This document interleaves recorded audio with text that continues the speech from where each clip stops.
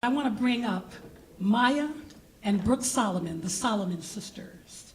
The theme for tonight is breakups and downs and through. Maya and Brooke Solomon, the Solomon sisters.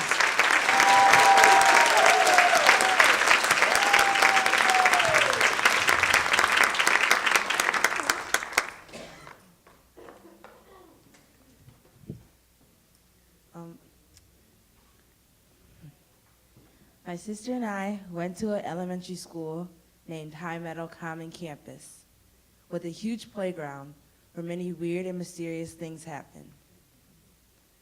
On the east side of the playground, there was a long swing set that stretched from one end to the other of the whole playground. In the back center, there was a play structure with a slide connected. And on the west side, near the trees, were rocks where you could sit down and read for a whole recess if you wanted to. In the center, there was a blue structure where you could climb up a ladder and slide down a pole. And in the center front, there was a jungle gym where you could do flips and tricks galore. As I said, a lot of mysterious things happened in this very playground. One day, a sleepy second grader wandered into the field to take a nap before recess ended, and he had to go back to class. His nap lasted a little too long. Every day at recess, the teachers would clap their hands whenever we needed to come back inside so class could begin. Since the second grader was asleep, he never heard the clapping. And since he never heard the clapping, he never came back inside. And since he never came back inside, he showed up absent on the attendance record. And of course, everybody went frantic trying to look for the missing little boy, where he had been sleeping in the field all this time. Even police cars and fire trucks showed up, and people were going berserk. He eventually woke up from his long nap and returned to school the next day. But it was still something real mysterious that none of us at that school could ever forget.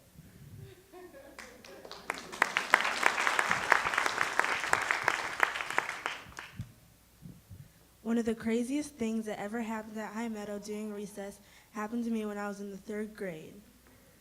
It all started with a simple argument between the boys and the girls that turned into a war.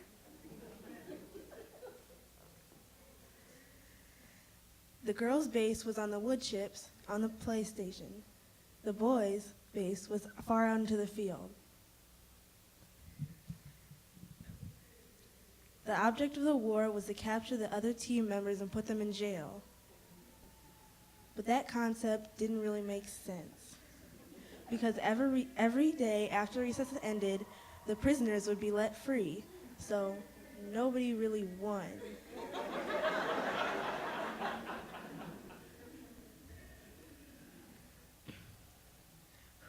I was a general on the girls' team, and once one of my friends got caught and put in jail on the boys' side.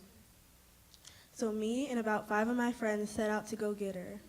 We traveled along the tree line of the woods to the boys' base so we wouldn't get caught. When we got there, two of the girls jumped the boy guards, and we ran in and got our friend. We ran back to our base before we could get caught.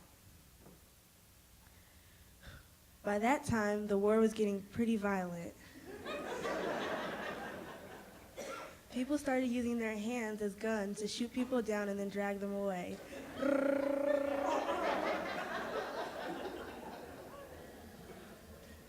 People even grabbed people by the mouth and pulled them away.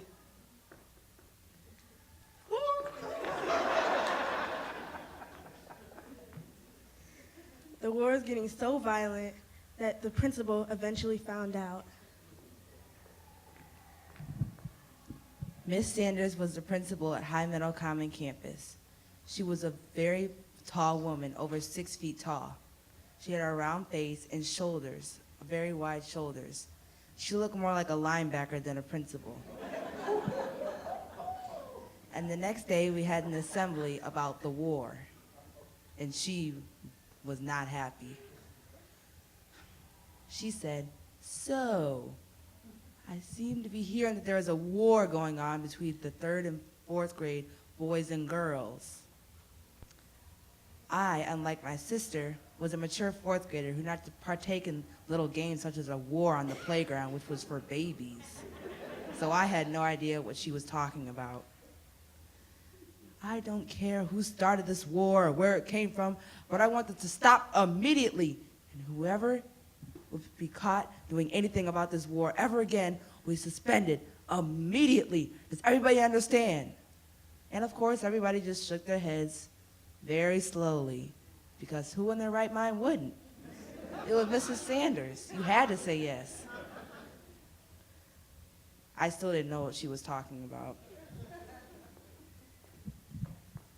The following day at recess, the boys at 3rd grade tried to persuade the girls into bringing up the war.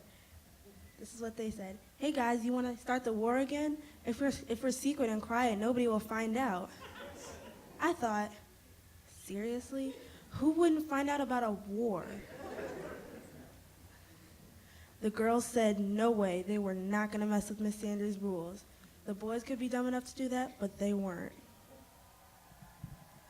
The boys hadn't found out that they had been beat by both Miss Sanders and the girls. The one thing I learned from that experience was that my dad was right about how dumb boys were.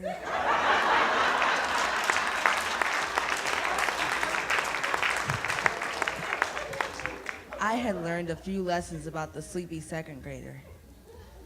Never take a nap in the middle of recess because A, you won't wake up in time. B, people will go berserk. And C, a lot of fire trucks and police cars will come to your school. And they're expensive, and Detroit is bankrupt.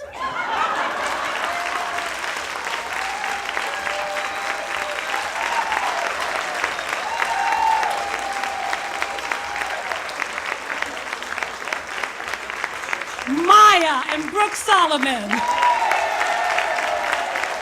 Now, if they can tell a story, you guys can tell a story, so please call the number on the box. All right, I want them just to say a few words about what they're involved in with their tennis.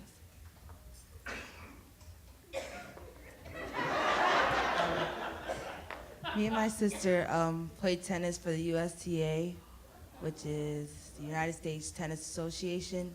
We're both ranked regionally and nationally, so tennis is our life. We hope to become Serena and Venus one day, the Solomon sisters. We also have a business called Court Right, where we teach kids here in Detroit how to play tennis, the basic fundamentals. We have an Instagram page called Court Right Tennis, and an email, courtrighttennis@gmail.com. So, yeah, and we're having business cards made, so we're gonna get those out as soon as possible.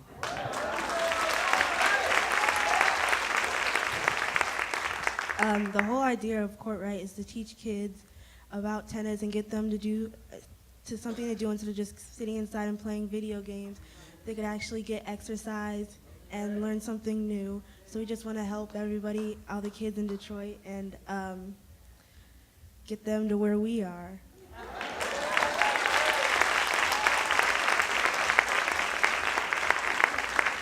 Don't you just love them?